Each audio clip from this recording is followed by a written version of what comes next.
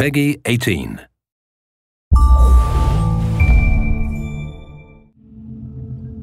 Hi there, my name's Jamie Keane, I'm the lead game designer on Far Cry 3, and this is Mark Thompson, I'm the level design director. So what we're going to show you today is we're going to show you a run through. So you find yourself to begin with in Amanaki Village. Now this is one of the hubs in the game.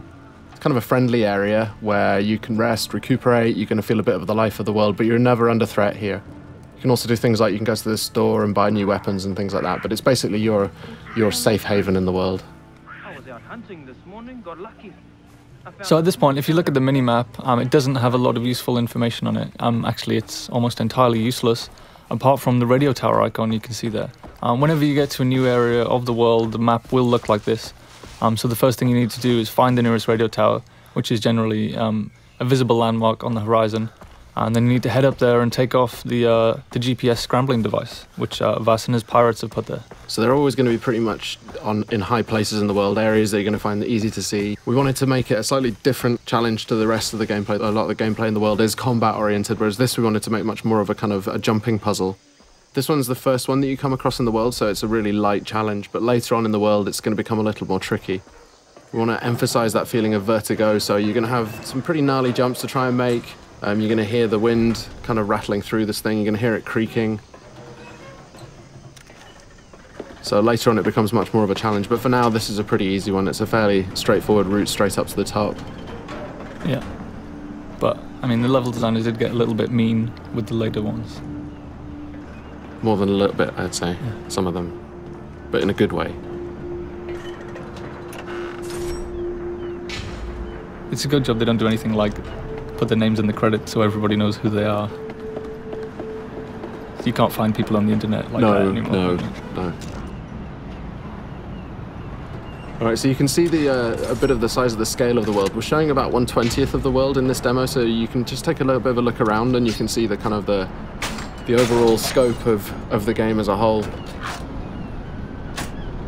Everything you can see in the world you can get to at any time, and you can explore, and when you get there the world will reward you for doing so. It'll be fun. With these reveal sequences we want to show you a little bit of the world, some sort of suggestions on areas where you can go to explore afterwards. If you take a look around on the horizon as well, you'll see these kind of black smokestacks. Now these are the outposts that are scattered around the world. They're probably your best next step. So you can see the big red areas on the map. They dictate that the pirates control this part of the world. So when you move around the world, you might be ambushed, you might come across roadblocks as you're driving around. But what you can do is, if you head to the outpost, you can actually take it back and claim this part of the island as your own, well, as yours along with the rebels, the Rakyat. So gradually as you move through the world, you end up kind of cleaning the map. And taking it back for the locals, which in turn makes life easier for you as you move around. Right, so we spotted a couple of goats. So we're going to kill the goats with extreme prejudice.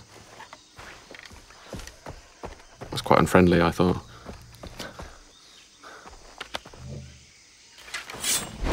That was more unfriendly, though. Yes, certainly. Yeah. Alright, so we skinned the goat, so now we've got a skin from the goat, so we can use that to craft. This is the crafting menu, and in here you can see all the different things that you can use animal skins to craft. Right now we're going to go and we're going to craft a weapon holster, which is going to let us then carry 4 weapons. The loadout that you have in this demo is a little bit, we kind of cheated slightly just so that it was more fun to play for the demo, but normally you would have to build up from pretty much nothing. You know, you start off in the world and you start off like Jason starts off in this world. You know, he's this young 25-year-old guy without much of a clue, and he's kind of got a gun and nothing much else, so there's a parallel there between the way that Jason starts in the world and the way that you start in the world. Again, the locals need the help of a plucky young hero. Jason hears the call of duty and sees an opportunity for a Medal of Honor, so he heads out into the battlefield to try and resolve the crisis in uncharted territory. And it's kind of the borderland between a series. Alright, so we're here at the outpost now. Now we've got the camera out, which is going to give us a kind of a bit of a chance to look around and spot some enemies, tag them so we can work out a better route, a better path. This is one of the things that wasn't part of Far Cry 2 really, but It was a cool feature in Far Cry 1 that we liked, so we brought it back. And these outposts as well, they're going to really change the feel of the world. If you take them out, then you control the area, and then the Rakyat are going to move in. It's no longer going to be enemy controlled, it's going to be friendly controlled, so it's much easier for you to move around in the world. But you've got to take it out first. And one of the things you want to avoid is getting these guys to set the alarm off. So you can approach it just all guns blazing, or you can charge in and well, not charge in fact, but take it a bit easier and try and do more of a stealth route. Spot the guys first, try not to get spotted. If they do spot you, they're going to run for an alarm, so you want to stop them setting that alarm off.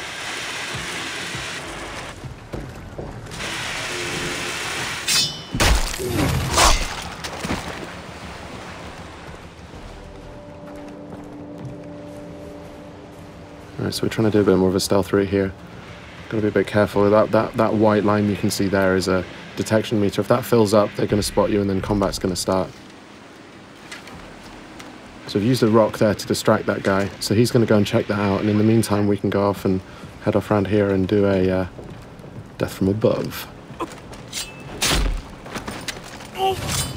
Okay, so he's now alerted. So these guys, you can see he's heading over for the alarm there. That's a good shot. A little too good, some might say.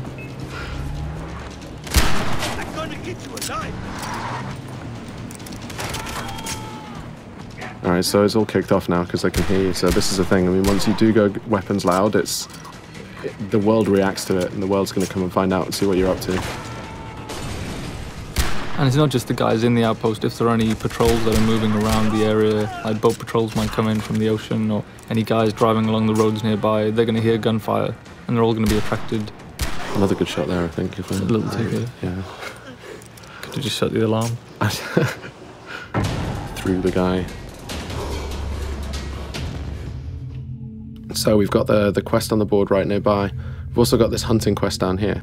The other thing it's done is opened up a fast travel node. Now, fast travel is something we really wanted to get into the game so that you decide how you move around the island.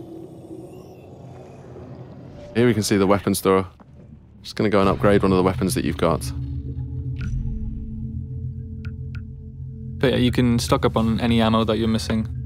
You can buy consumables like health packs and body armor. Mm-hmm.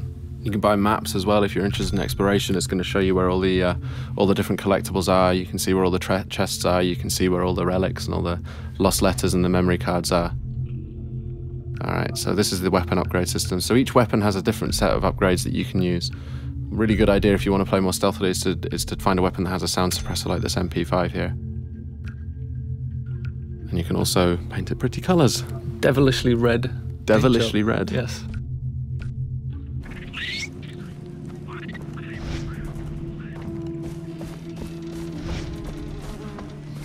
Alright, moving up to take this quest, which is just on the board over here.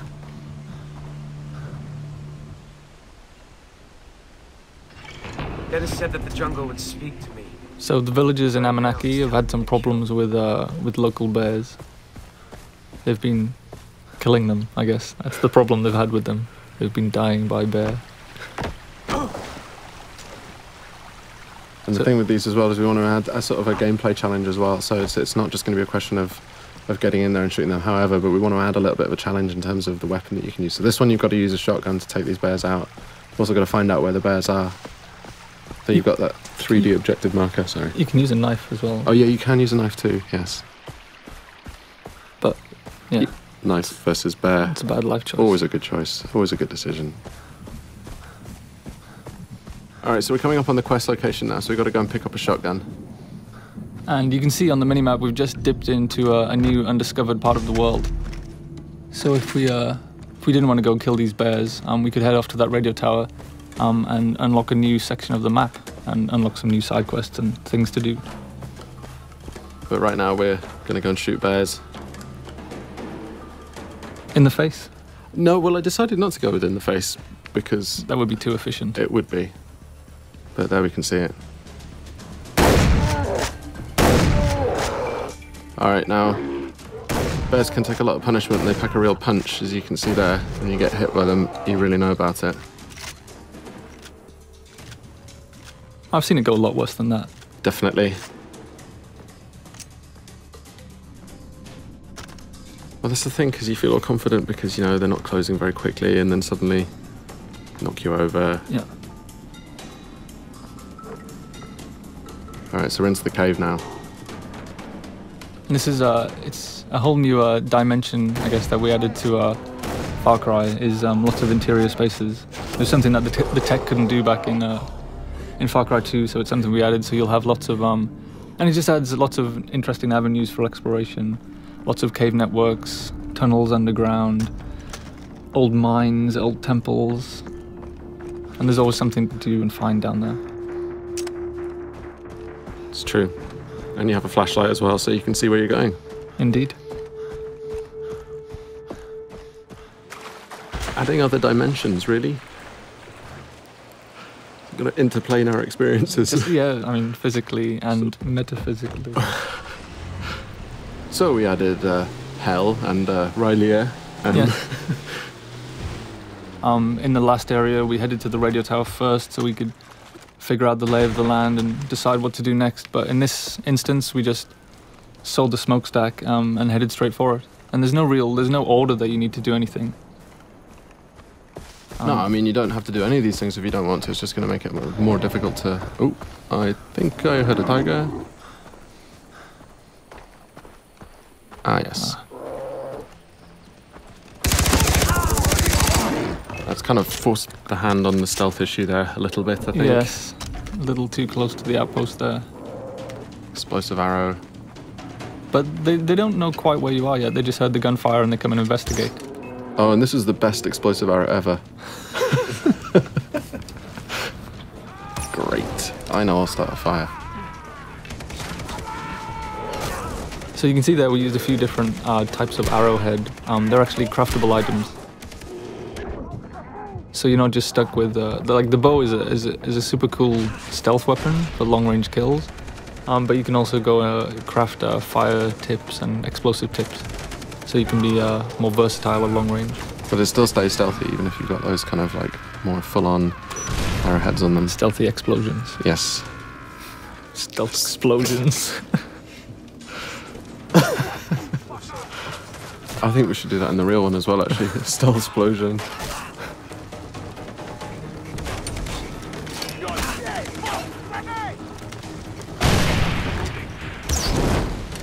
So yeah, this one, when the stealth thing went out the window, I think it was just all guns blazing. Oh, and the alarm's been triggered as well. Great. But you can see we've got, obviously the fire tech is back from Far Cry 2. I wanted to really make sure that we kept that one in. It's a really important part of the gameplay. You can really kind of corral people using fire. And the wildlife as well. And the wildlife too. Now you may have heard just on the VO there, they're letting you know which direction that they're coming in from, so you can kind of prepare. If you've got a little bit of time, you can see that countdown ticker, and you can kind of prepare for when these guys come in. That was a warm welcome. Yes. And there he goes, flying through the air. No fun was had there at all. No.